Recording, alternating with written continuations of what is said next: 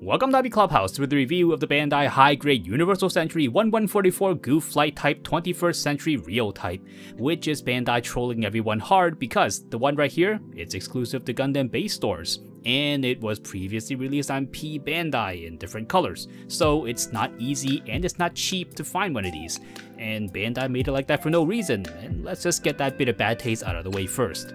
There is a companion review of the Gouf Flight Type from the classic HG line from 1998, so make sure to go check that out and see what the first iteration of this kit looked like back then. Okay, in case you didn't already know, the Real Type moniker is something old that was brought back from the MSV days, and there are mainly two signature changes. First of all, the color scheme is less cartoony, and second of all, they come with waterslide decals. The HGUC's 21st century Real Type kits are more or less the same, though if you ask me, the Gouf Flight Type already had a pretty sensible color scheme to begin with.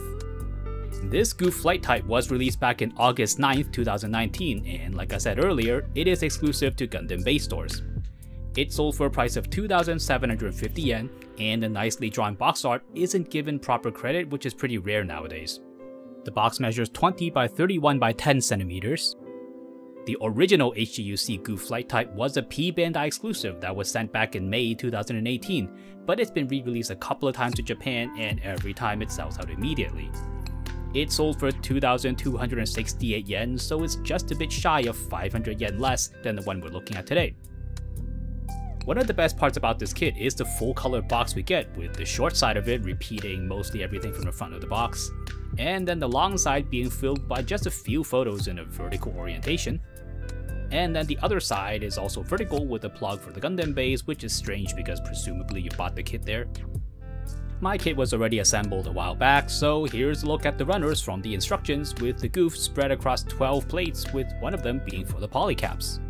On top of all that, you also get one of these small stands in a clear color, which the older P Bandai release didn't have.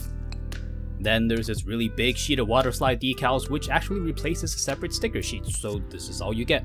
You can pause to have a good look at each one, but I'll be skipping the location of each of them. The main instruction is the same one as the P Bandai release, and it's all in black and white, and there's nothing but assembly instructions on it. We get this additional sheet of instructions for everything new that comes with the kit, so it tells you where to put all the waterslide decals and how to put the stand together on the back. Let's first talk about the Real Type's color. The version we get here has a slightly blue tinted gray for the lighter tone, and the torso is in an olive green, which certainly doesn't look out of place for a Gouf Flight Type, and it is very close to the original color scheme, which we can see here with the classic HG kit from 1998, which has neutral gray and black instead, which is what we see in the animation. I bring this up especially because people have said that they prefer this kit's color over the P Bandai one, because if you take a look at that one, it's not at all like the animation's gray tones, and many Japanese fans especially say they prefer the Real Type's color since it's at least closer to the original color. Now that's not to say the P Bandai one is wrong or anything. The color scheme over there comes from the short scene that was added in the 8th MS Team's Blu-ray release, with that particular Gouf Flight Type there having that brown color scheme. But no thanks to Bandai, both are a pain to get for the rest of us, and it's not like any of us have the luxury to choose or anything. Of course, this kit is based on the HGUC Gouf Custom, but it doesn't contain the entire original kit, so you can't make a colored variation of that base kit unfortunately. The new parts include the entire shoulder, which replaces this old transition part on the inside with a new round one, and the new shoulder armor is, well, new of course, in the Gouf Flight Type's shape. The entire torso is new. The upper torso has that 3-windowed cockpit that we see on all prototype Goufs, and the backpack is entirely different from the custom. Here's a closer look at the backpack, and nothing else on it moves except for the 2 wings, which can swing along a single axis. The lower torso has a similar shape to the Gouf Custom, but the geometry is different in many places, and of course it has wings on the sides. And the back has extra thrusters, which you can see on the MSV Gouf's flight test type. Surprisingly, the head is different from the custom, which is a new addition for this kit because if we look at the 1998 Gouf Flight Type, that head is just taken straight from the custom without any alterations. This new arrangement of pipes was brought forward to the Robot Damashi Gouf Flight test type as well. The right forearm is different with the heat wire removed. Now, you still get all the pieces for the forearm, and if you really want the flight type to have the heat rod, that's something you can do, though you don't get the actual piece of wire, and the one for it is 1.5mm in case you really want to go to a hardware store and buy some for it. The arms are the only part on the Gouf that can be restored fully to the customs as looks. The lower legs of course are entirely new, including the joints, and you get all the colors done with part separation, with the body here in that bluish grey, then the knee and the feet in gunmetal, the jet engine fans in silver, and also this little panel on the back here. Then we have the olive green on the hood here and on the back. And then the vents are in pure black, even though it's a little bit hard to tell, so if you're counting, that makes 5 colors on this lower leg. The one small problem with the gigantic legs is that they're just a little bit too heavy for the joint. It slips a little bit more as my kit gets older, but it's not something that'll always bother you, and it can still hold the pose just well enough. The hands are the later Zeon hands, and we get a pair of holding hands, and a pair of closed fists, which are a bit rare, and then a single open right palm, which is less common than the left palm. The holding hands are more or less the same as the similar type of hands you've seen on quite a few Zeon type mobile suits, except for one thing. The left hand has a slot while the right one doesn't, which you don't see a lot because either they both have it or they both don't, and it would have been better if they really just gave us both hands with that slot. The closed fists, like I said, are kinda rare and you don't really get them for that many kits. The open palm you've more than likely seen before on other kits, but for the left hand, so this can make a perfect pair if you want that for some reason. The entire weapons unit here is taken straight from the Gouf Custom and is as wonderful as ever. Let's start with the 35mm Gatling guns, which have a movable scope on the edge, and this little flap on the other side moves as well, which is supposed to make it look like the original Gouf's gun hand without it actually being a gun hand. There's a big fat peg on the forearm, so you can plug it just right in. There's a polycap inside the gun, so the gun sits on the hand really snugly. The sword is slotted inside the shield, though it can only do that when the shield has the Gatling gun installed. And even though the hand is slotted, the handle doesn't have a slit, probably to keep the handle looking cleaner, but it still goes into the hand really firmly. Now I'm not sure how useful a sword is to something that flies, but it is there if the Gouf ever needs it. The bare shield has part separation between the outer and the inner section, and it has the signature inhaling curve of the Gouf's kite shield. You can plug it onto the Gatling gun, which we saw just now, though the kit doesn't really want you doing this because the piece on the back here really doesn't stay on very strongly without the big gun installed, and the shield's gonna fall off easily if you bump into it or when you're trying to pose the kit. And strangely, the shield can't be installed directly onto the arm, so it has to go on top of the Gatling gun. Speaking of the devil, the big Gatling gun mostly consists of all of this right here with a long set of 6 barrels, and then the giant drum for all the ammo. The belt on the back here is made of softened polystyrene, but it doesn't really move a whole lot, so it shouldn't give you too much trouble even if you want to paint it.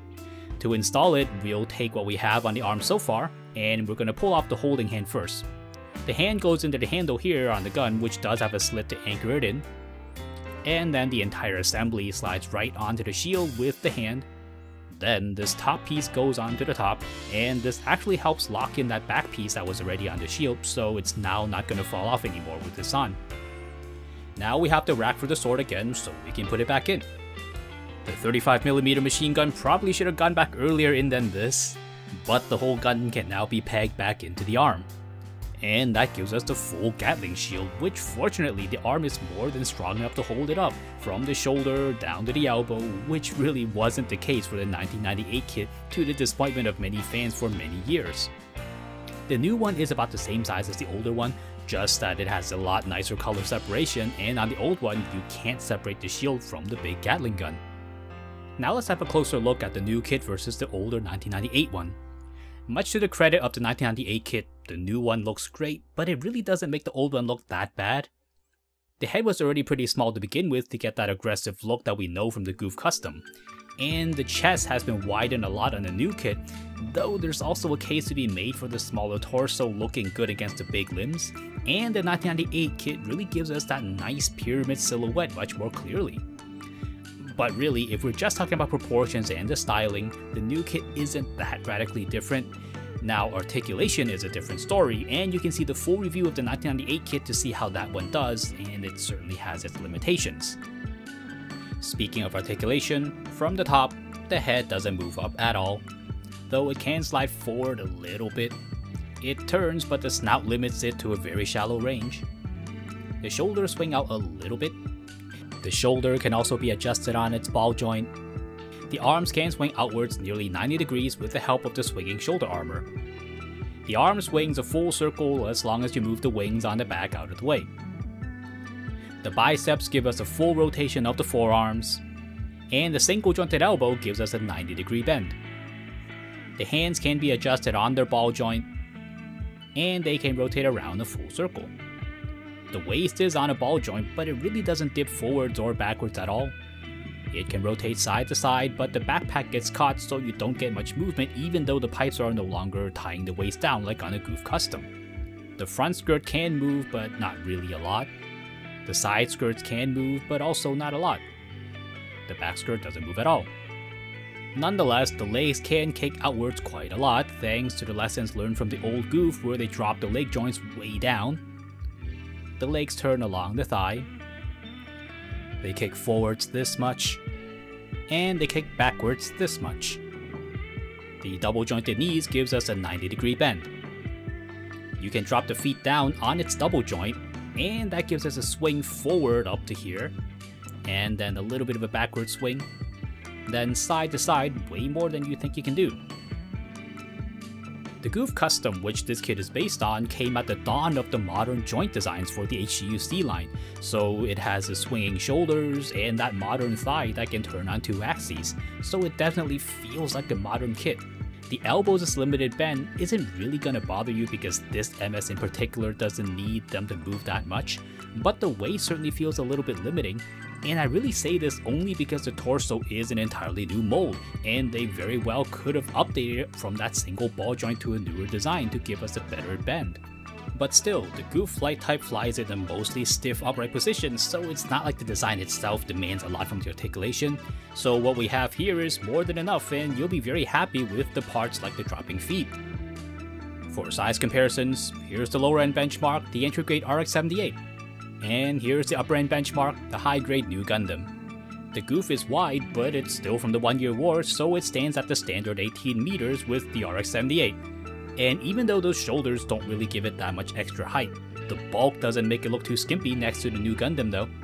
And no, the full length of the Gatling Shield with the sword is not as tall as the New Gundam.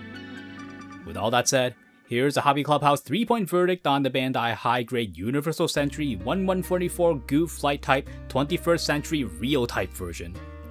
Number 1, it's better than its P-Bandai brother. Now first of all, even though it is Gundam base limited, it's at least some sort of a retail kit, and at least there's some more stock of this guy floating around, which is really not the case with the P-Bandai one. Now I'm insane and I have a lot of Gouf kits, but I don't have that P-Bandai one, and it's not really because I don't want one. Then there's also the color of this kit, which I think more fans will like, because the sand brown kit from P-Bandai is really only for that one specific Gouf from that one specific footage. Since neither of them are the default gray color, I think this color at least falls closer to the original look. And number 2, it's everything you want in a Gouf flight type. I mean, a lot of people really love the Gouf flight type, and judging by the comments that you guys tell me that you're looking forward to this review, I'm sure that holds true to you guys as well. And really, this is everything you could want. The color separation is wonderful, it holds the gun nicely, it even has a stand so it's got your back if you don't already have an action base. I mean seriously, I don't think there's much you can nitpick specifically for a Gouf flight type kit that you might want. I mean maybe the color not being gray and it not being a full retail kit, but that's really Bandai's fault for being a jerk more than this kit being bad. And number 3, this kit's actually quite expensive. And I'm not even talking about the added cost from resellers that import this kit. So the kit itself is going to set you back 2,750 yen, and the Gouf Custom costs 1,728 yen, so that's just a hair over 1,000 yen. But this isn't 1,000 yen's worth of Gundam model that you're getting more. Now don't get me wrong, the new parts are amazing, but we are edging close to being enough to buy an extra model kit. And if you consider any model that's not sold in Gundam base stores will always have some kind of discount, the Gouf Custom won't actually cost 1,728 yen in practice. Now, I know. If you're crazy like me, that extra bit of money isn't gonna even make you flinch. But for level-headed people who spend their money responsibly, this kit doesn't have the best price to performance ratio, to be honest. But you're still gonna buy this kit once you see it, aren't you? Of course you will. So that's a review of the HGUC Gundam flight type from the Gundam base store. Now thank you so much for the person who bought this for me as a gift all the way from there so that this video is even possible at all. And yes, that's how much of a pain it is to buy one of these. Everyone wants one of these kits. I mean, what the hell, Bandai? Thank you so much for watching. Come look us up on social media with updates on upcoming videos and sneak peeks at future projects. Links are in the description below. Or hang out here some more and go watch a review of the older Gouf flight type or any one of my other Gouf videos. But before you go, don't forget to like, subscribe, and hit that bell icon to be notified of new videos from Hobby Clubhouse, and I'll see you next time.